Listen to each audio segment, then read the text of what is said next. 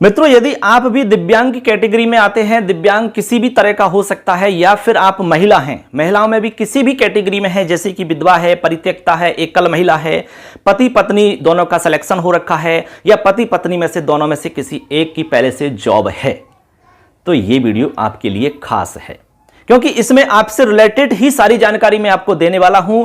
जो अपडेट जानकारी है, जो विशेष रूप से आपके काम की है, जो बीकानेर से प्रसारित हुई है, जो आपको जाननी चाहिए, समझनी चाहिए, वो सारी जानकारी आपको इसमें मिलेगी। यदि आप सब कुछ जानना चाहते हो, इसके अलावा और भी सारी जानकारी आप बिल्कुल लगातार चाहते हो, तो चैनल को सब्सक्राइब जरूर कर लेना, क्योंकि इसमें कोई पैसा खर्च नहीं हो रहा है, क्योंकि हम आपको सारी जानकारी लेकर के आते हैं, तो एक छोटा सा काम आप कर सकते हैं। ठीक है, मैं पूरी डिटेल इसमें बताने वाला हूं। बहुत सारे साथियों का इसमें सवाल आ रहा था, तो वो सबका सवाल यहां पर सॉर्ट आउट हो जाएगा, सबको जवाब मिल जाएगा। चलिए आज हम इसमें कुछ अच्छा सा और नया सीख लेते हैं। चलिए देखिए, यहां पर विशेष रूप से हम बात करने वाले हैं एक तो दिव्यांग कैटेगरी के लिए। दिव्यांग, अब देखिए फ्रेंड्स, यहां पर दिव्यांग चाहे महिला हो चाहे पुरुष हो, सेम कंडीशन है, कोई भी हो सकता है, इसमें कोई अलग ऐसी विशेष बात नहीं है, दोनों के लिए सेम बात है। दिव्यांग में महिला भी हो सकती है, पुरुष भी हो सकता है। अब इसमें देखिए, यदि आपका सिलेक्शन इसमें हो रहा है दिव्यांग कैटेगरी में, तो निश्चित सी बात है कि आपके पास इसका सर्टिफिकेट होना चाहिए, दिव्यांगता मेडिकल प्रमाण पत्र आपके पास होना चाहिए, नियम के हिसाब से सही होना चाहिए। ठीक है, तो यहां पर आपको बता दूं मैं, 40% या 40 से अधिक, 40% या अधिक का आपको यहां पर सर्टिफिकेट देना होता है, तभी आप इसका लाभ ले सकते हो। या तो 40% का हो कम से कम, ठीक है, या फिर इससे अधिक का हो, तभी आपको लाभ मिलेगा, अन्यथा इसका लाभ नहीं मिल सकता। यह ध्यान रख लेना। इसमें देखो, मैं कुछ आपको बातें बता देता हूं। जब आपका वेरिफिकेशन हुआ था, रीट वेरिफिकेशन, उस समय यहां कुछ मिस्टेक्स थी, जैसे कि किसी के नाम में मिस्टेक थी, किसी के पिता के नाम में मिस्टेक थी, किसी और भी कुछ मिस्टेक्स थी यहां पर।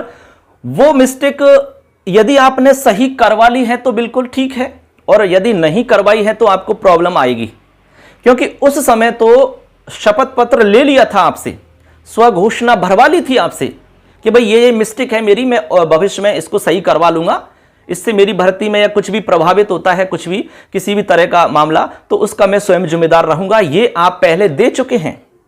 ठीक है, ऐसे तो अब आपने सही नहीं करवाया है तो ये आपकी गलती है, आप इसको सही करवा लेंगे। नाम है, जो भी इसमें मिस्टेक है वो आप सही करवा लेंगे। ये देख लेंगे कि 40% है कि नहीं, 40 से अधिक है कि नहीं, या तो 40% हो या अधिक हो, दोनों ही मान्य होते हैं। इससे कम वाला मान्य नहीं होता है, उस पर आपको लाभ नहीं मिलता है, इसको आपको ध्यान रखना है। चाहे महिला हो चाहे आप पुरुष हो, तभी जाकर के आपको इसका लाभ मिलेगा। यानी सीएमएचओ जो हमारे होते हैं, चिकित्सा में बड़े अधिकारी होते हैं, सबसे बड़े अधिकारी, तो वहां से ये बनना चाहिए, उनके पास से ही ये बनता है। पूरी एक टीम होती है, टीम के द्वारा ये डिसाइड किया जाता है आपकी दिव्यांगता के विषय में।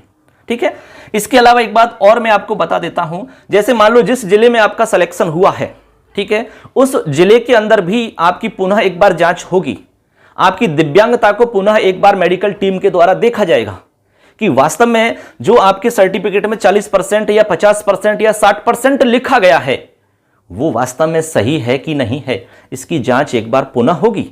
जिनका सिलेक्शन हो चुका है, जो दृष्टिहीन है या पूर्ण रूप से पूरी तरीका से दिव्यांग हैं, तो उनकी वहां पर जांच नहीं होगी, क्योंकि जो पूरी तरीका से जिनको दिख नहीं रहा है या पूरी तरीका से ब्लाइंड हैं, दृष्टिहीन हैं, तो उनको वहां नहीं बुलाएंगे, बाकी को बुलाया जाएगा, वहां पर देखा जाएगा।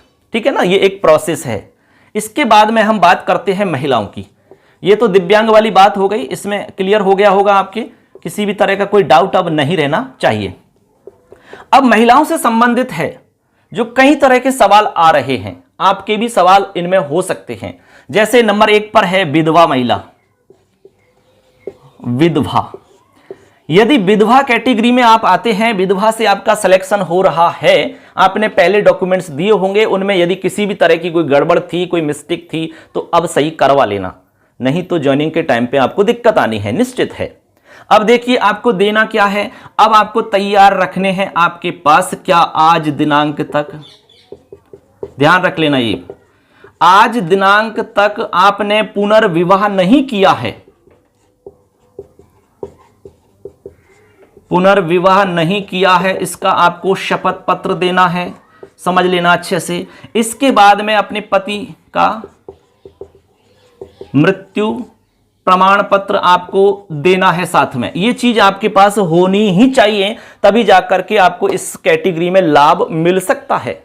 ठीक है फ्रेंड्स, देखिए क्लियर है। इसके बाद में कैटेगरी नंबर 2 पर है परित्यक्ता।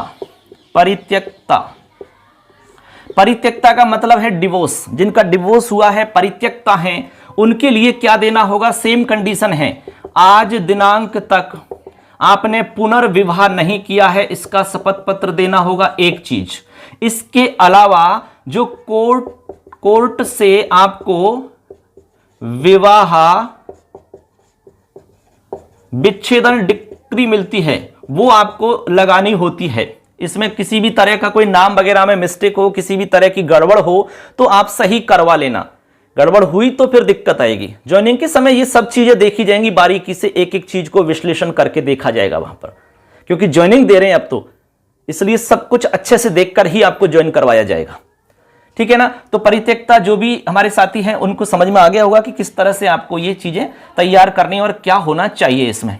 इसके बाद में नंबर 3 पर है एकल महिला। क्या है? एकल महिला। एकल महिला से तात्पर्य है अविवाहित। कोई भी जो बालिका है, लड़की है, कोई भी जो अविवाहित है, उसको सर्टिफिकेट देना होगा अविवाहित का।